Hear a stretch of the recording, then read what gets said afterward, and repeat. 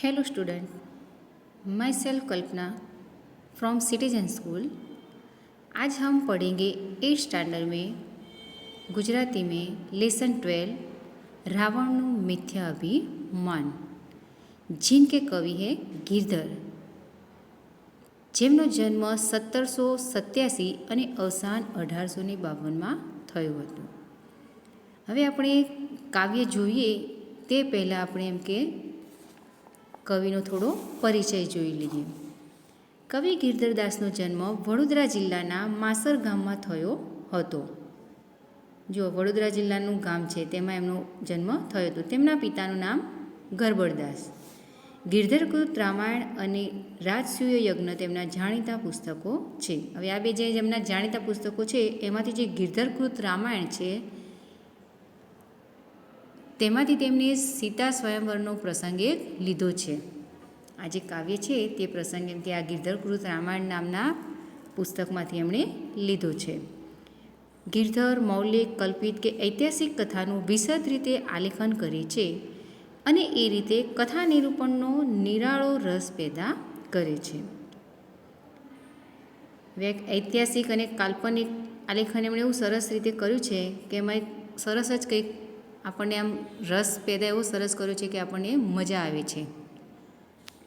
સીતા સ્વયંવર માટે જનક રાજાએ દરબારમાં શિવજીએ આપેલું ત્ર્યંબક નામનું ધનુષ્ય મૂક્યું હતું।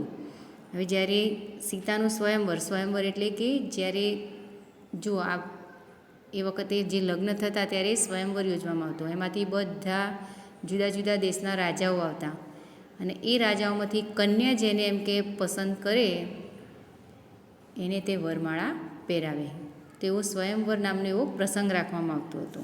તો એમ કે આ જે સીતા છે એ જનક રાજાના દરબારમાં એમ કે શિવજીએ જે જનક રાજાને એક ધનુષ્ય આપ્યું હતું તેનું નામ શું હતું? ત્ર્યંબક।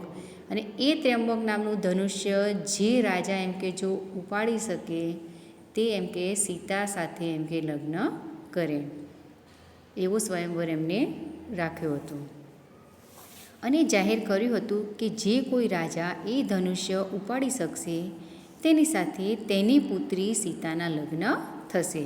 એટલે જે શિવજીનું આપેલું ધનુષ્ય હતું એ જે પણ રાજા એમ કે ઉપાડશે તેનું લગ્ન સીતા માતા સાથે થશે। લંકાનો રાજા રાવણ પણ સીતાના સ્વયંવરમાં હાજર રહ્યો હતો। હવે રામાયણ તો બધાને ખબર જ છે ને કે રામ કોણ હતા, લક્ષ્મણ કોણ હતા, રાવણ કોણ હતો, સીતા કોણ હતું। અને જે કોઈને પણ થોડી જો ખબર ના હોય તો તમારા ઘરમાં જો વડીલો હોય તો તેમના જોડે તમે આવી થોડી નાની નાની વાર્તાઓ જાણો। આ બધો ઇતિહાસ છે, આપણા ભગવાનની બધા જે પુસ્તકો છે રામાયણ મહાભારત એ વિશેની જે બુકો છે એનું જ્ઞાન તમે તમારા ઘરના લોકો પાસેથી થોડું જાણો તો તમને જો જાણશો તો તમને ભણવામાં પણ એ મજા આવશે। તમે જાણેલા હશો તો તમે કહેશો કે હા આપણે આ સાંભળ્યું હતું, તો તમને વધારે એમ કે ભણવામાં રસ જાગશે।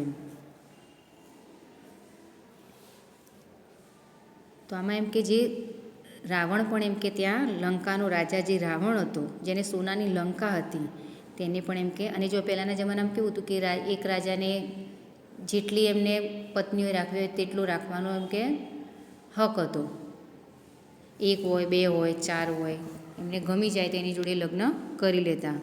તો એમ કે આ જે સીતાના સ્વયંવરમાં એમ કે રાવણ પણ સીતાના સ્વયંવરમાં હાજર રહ્યો હતો। તેને પોતાના બળનું અભિમાન હતું। હવે જે રાવણ બહુ બળવાન હતો, એને બહુ જ અભિમાન હતું। એટલે જો આ લેસનમાં એક વસ્તુ એ પણ શીખવે છે કે ક્યારે આપણને કોઈ પણ વસ્તુમાં આપણે માહિર હોઈએ તો આપણે એમ કે કોઈ દિવસ એમ કે અભિમાન રાખવું નહીં, ઘમંડ પણ રાખવો નહીં। આપણે આજે કંઈક આપણું કંઈક થાય છે ત્યારે આપણે કહેવત છે ને કેમ કે રાજા રાવણનું પણ અભિમાન એમ કે ભગવાને ઉતાર્યું હતું, તો એમ કે કોઈ દિવસ એમ કે અભિમાન કરવું જોઈએ નહીં। એ રૂવાભેર ધનુષ્ય પાસે ગયો પણ ધનુષ્ય ઉપડ્યું નહીં અને તે ધનુષ્ય તળે દબાઈ ગયો, તેની ભારે ફજેતી થઈ। એ પ્રસંગનું કવિએ આ કાવ્યમાં સુંદર વર્ણન કર્યું છે।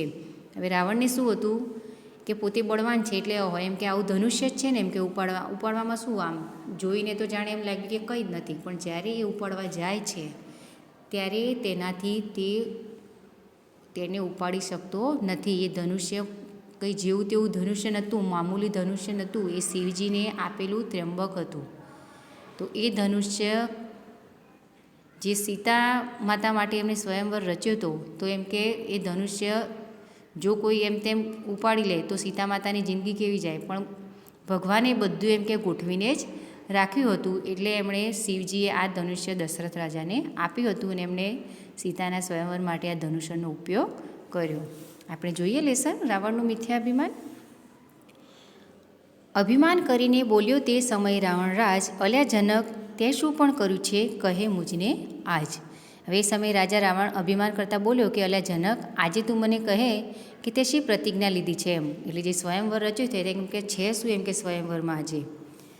તવ વિદેહે ત્ર્યંબક દેખાડ્યું રાવણને તત્કાળ, એ ચાપ ચઢાવે તેને કન્યા આરોપે વાળ. એમ કે તે જ વખતે એમ કે જનક રાજાએ રાવણને અભિમાન કરતાં બોલ્યો, અલ્યા જનક એમ કે આ તેમ કે શું કર્યું. એટલે જો ત્યારે જનક રાજા શું કહે છે, કેમ કે જે આ ત્ર્યંબક નામનું ધનુષ્ય રાવણને બતાવ્યું અને કહ્યું કે આ ધનુષ્ય જે ઉઠાવે તેને કન્યા એમ કે સીતા વરમાળા પહેરાવશે. એવું સાંભળીને અટ્ટહાસે હસ્યો રાવણ રાય, કૈલાસ સરખો હલાવ્યો કોણ માત્ર ધનુષ કહેવાય. હવે આવું સાંભળીને રાવણ તો હસવા લાગ્યો એમ. એને તો જાણે આમ મામૂલી વાત લાગી. તો જાણે જેણે એમ કે કૈલાસ પર્વતને એમ કે હલાવી નાખ્યો છે. રાવણ જો અભિમાન કેવું કરે છે, કેમ કે જેણે કૈલાસ પર્વત હલાવ્યો છે તો એના માટે એમ કે આ ધનુષ તો શું મોટું છે એમ કે આ તો એમ કે મામૂલી વાત છે એમ કે આ ધનુષ્યની શી વિસાત છે. મેં દેવોને કેદ કર્યા છે, હું રાવણ સાચો બળવાન એમ કે છું. પોતાની જાતને જો કેવો બળવાન માને છે એમ કે મારા જેવું એમ કે કોઈ બળવાન નથી. દડાની જેમ એમ કે મેં મેરુ અને મંદરાચળ પર્વતોને પણ એમ કે ઉછાળું છું. આંખના પલકારામાં એમ કે હું પૃથ્વીને પણ અચૂકપણે ઊંધી કરી નાખું છું. બ્રહ્માંડને એમ કે ગોળ ગોળ ફેરવી નાખું છું. તો એમ કે આ ધનુષ્યની શી વિસાતમાં છે એમ કે ધનુષ્યની તો શું વાત છે એમ. મેં અમરબંદીવાન કીધા હું રાવણ બળ્યો સત્ય, કંદૂકની પેરે ઉછાળું મેરુ મંદરાચળ પર્વત. એમ કે કીધું ને એમ કે આમ એમ કે મેં દેવોને એમ કે કેદ કર્યા છે, એમ કે હું બળવાન છું એમ કે પૃથ્વીને પણ એમ કે હું એક પલમાં એમ કે ઊંધી કરી નાખું છું એમ. બ્રહ્માંડ ચાક ચડાવું તો એ ધનુષ્ય બ્રહ્માંડ ચાક ચડાવું તો એ ધનુષના સા ભાર. એમ ઘણા વચન બોલી પછી ઉઠ્યો રાવણ રાય. આવા બધા ઘણા બધા વચનો એને બોલ્યા એમ કે હું દેવોને કેદ કર્યા, આમ કર્યું તેમ કર્યું, પર્વતો હલાવી નાખું, મેરુ હલાવી નાખું, પૃથ્વીને એમ કે ઊંધી કરી નાખું. આ બધું બોલ્યા પછી એમ કે બહુ બધું બોલ્યા પછી રાવણ એમ કે ઊભો થયો. પોતાના વસ્ત્રો અને ઘરેણાં વ્યવસ્થિત કરીને તે ધનુષ તરફ એમ કે ચાલ્યો. વસ્ત્રાભૂષણ સંભાળીને ધનુષ ભણી તે જાય, ત્યારે સીતાની ચિંતા થઈ જે રાવણ કરશે કામ. હવે જ્યારે આવું બધું બોલીને જ્યારે રાવણ ઊભો થયો ત્યારે સીતાને એમ કે ચિંતા થઈ ગઈ કે જો એમ કે આટલું બધું એમ કે રાવણનામાં આટલું બધું બળ છે એમ કે એણે આટલું બધું કર્યું છે અને કે જો એમ કે એનાથી ધનુષ ઉપડાઈ જશે તો એમ કે મારી જિંદગી એમ કે ખરાબ થઈ જશે, એમ કે મારે એમ કે આની સાથે લગ્ન કરવા નથી. સીતા ચિંતામાં પડી ગયા કેમ કે સીતાને રાવણ જોડે લગ્ન કરવા નહોતા, પણ રાવણ આટલું બધું બોલ્યો એટલે સીતા માતા ચિંતામાં આવી ગયા. એ ચિંતા કરવા લાગ્યા એમ કે રાવણ જો કામ કરી દેશે, ધનુષ ઉપાડશે તો એમ કે મારે એને પરણવું જ પડશે એમની સાથે લગ્ન કરવા જ પડશે. પછી સ્તુતિ શિવ ઉમ્યા તણી કરતા સતી અભિરામ, મહારાજ શિવ સંકટ હરણ રાખજો મારી લાજ. પછી તો સીતા માતા જે મનમાં ચિંતા કરવા લાગ્યા રાવણનું આવું પ્રકોપ રૂપ જોઈને, તો તેમને મનોમન એમ કે આમ શિવની સ્તુતિ કરવા લાગ્યા રહે. ઉમિયા અને શિવની સ્તુતિ કરવા લાગ્યા. સતી સીતા એમ કે શિવ પાર્વતીની સ્તુતિ કરી કે હે સંકટને એમ કે હરનારા મહારાજ શંકર, મારી એમ કે લાજ રાખજો. તમારું એમ કે આ ત્ર્યંબક નામનું જે ધનુષ્ય છે આજે એમ કે રાવણ એમ કે સહેજ પણ એમ કે હલાવી ના શકે, ખસેડી ના શકે, અને એમ કે મારી લાજ તમે એમ કે રાખજો. હાલે નહીં રાવણ તકી ત્ર્યંબક તમારું આજ, એમ સીતાના મનમાં તણી ચિંતા જાણી રામે એ. હવે જે સીતાના મનમાં જે ચિંતા હતી એ જો રામને એમ કે ખબર પડી ગઈ કેમ કે રામ ભગવાન હતા એટલે એમને તો ખબર પડી ગઈ કે સીતાના મનમાં શું ચિંતા છે એમ. સીતા માતા જે શંકર પાર્વતીની જે આજીજી કરી રહ્યા હતા, જે સ્તુતિ કરી રહ્યા હતા, મનોમન પ્રાર્થના કરી રહ્યા હતા, એ બધું જ એમ કે રામ ભગવાન જાણતા હતા અને મનમાં ને મનમાં એ મલકાતા હતા. કરી વિકટ દ્રષ્ટિ ધનુષ ઉપર થયું ગૌરવ તે, રાવણે આવી બાત મારી વિષ કરશું ત્યામ. એમ કે જેવી ચિંતા સીતા માતા કરતા હતા, અમે રામે સીતાના મનની આ ચિંતા જાણી અને તેમણે શું કર્યું, ધનુષ્ય ઉપર વેધક નજર કરી. જુઓ, ભગવાન હતા એટલે એમણે એવી નજર કરી કે ધનુષ્ય એકદમ ભારેખમ થઈ ગયું. હવે જો આમાં પણ કોનો હાથ હતો? ભલે શિવજીનું ત્ર્યંબક હતું, પણ દ્રષ્ટિ પણ કોની પડી? રામ ભગવાનની પડી. એટલે ધનુષનો ભાર એટલો વધી ગયો કે રાવણ પણ તેને હલાવી શક્યો નહીં. જુઓ, કેટલો બળવાન રાવણ હતો, કેટલો ઘમંડ કરતો હતો, કેટલું અભિમાન કરતો હતો, હું આમ કરી શકું તેમ. પણ જ્યારે એ ધનુષ જોડે જાય છે ત્યારે તે તેને હલાવી પણ શકતો નથી. લેસ હાલે નહીં તે ઘણો ભાર ત્ર્યંબક માય, તદા થયો નિસ્તેજ રાવણ સ્પર્શતા શિવ ચાપ. હવે ત્યાં રાવણે આવીને પોતાના 20 હાથથી ધનુષ્યને બાદ ભરી અને જેવો બળથી ઉંચકવાનો પ્રયત્ન કર્યો, પણ ધનુષ્ય ઘણું ભારે હોય સહેજે પણ એમ કે હાલ્યું નહીં. એટલું વજનવાળું થઈ ગયું હતું રામની દ્રષ્ટિથી એ ધનુષ્ય કે જે તો એમ કે રાવણથી બિલકુલ એમ કે હલ્યું નહીં. હલાવ્યું હાલે નહીં ત્યારે પામ્યો મન પરિતાપ. એમ કે કેટલું હલાવ્યું અને મનમાં ને મનમાં એમ કે આમ ગુસ્સો આવવા લાગ્યો એને એમ કે.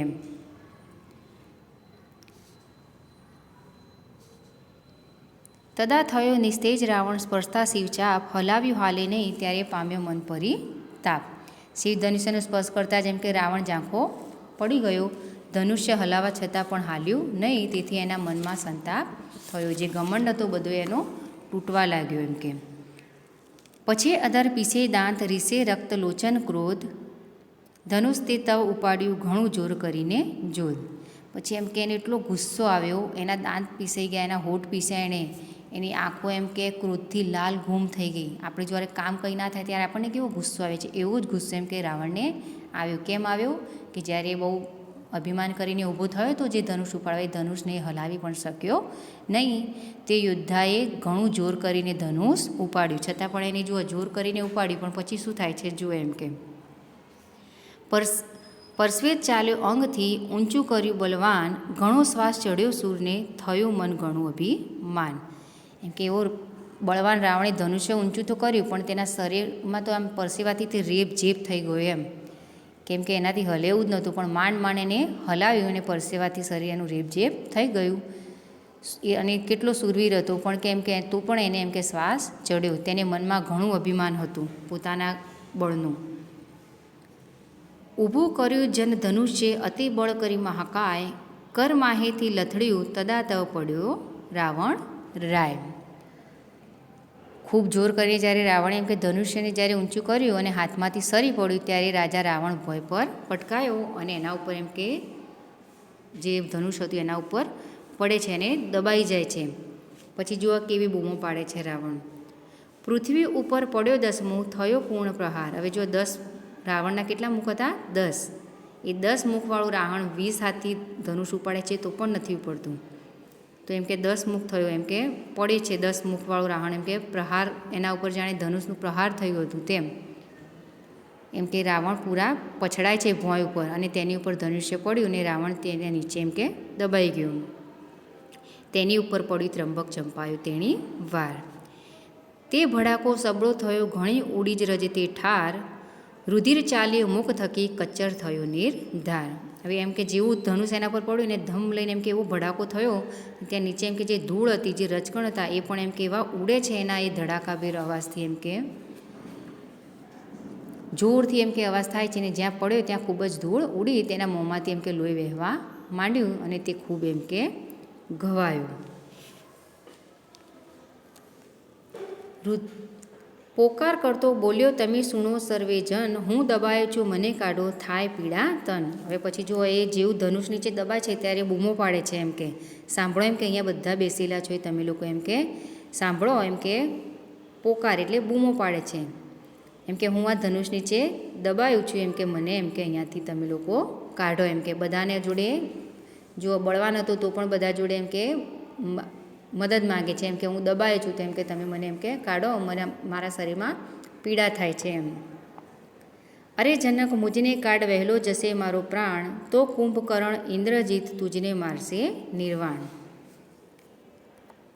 એમ કે જો એ જનક રાજાને આજીજી કરે છે એમ કે તમે એમ કે મને જલ્દી એમ કે અહીંયાથી બહાર કાઢો, મારા પ્રાણ નીકળી જશે તો કુંભકર્ણ અને ઇન્દ્રજીત તમને જરૂર એમ કે મારશે.